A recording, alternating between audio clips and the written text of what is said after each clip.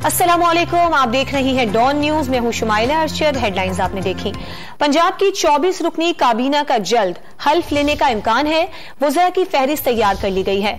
इस पर बात करेंगे डॉन न्यूज के नुमाइंदे अदनान शेख से।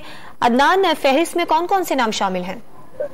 आज बिल्कुल पाकिस्तान पीपल्स पार्टी और नून लीग ने इब्तदाई काबीना में जो शामिल लोग हैं उनके नाम फाइनल कर लिए हैं, जिसमें मलिक अहमद खान, ख्वाजा सलमान रफीक, ख्वाजा इमरान नजीर सूबाई वज़रा में शामिल हैं, जबकि सैफुल मुल्क खोखर, राना मशहूर मंशा भट्ट और जो जिशान रफीक हैं वो भी सूबाई काबीना में शामिल हैं, जबकि समीना खान और खाजादा जो है वो भी शामिल होंगे काबीना में। जबकि पाकिस्तान पीपल्स पार्टी के जो पार्लियामेंट लीडर थे हसन मुर्तजा, उनके समेत 2 अफराद जो है वो सूबाई काबीना में शामिल होंगे। जी अदनान शेख, बहुत शुक्रिया आपका।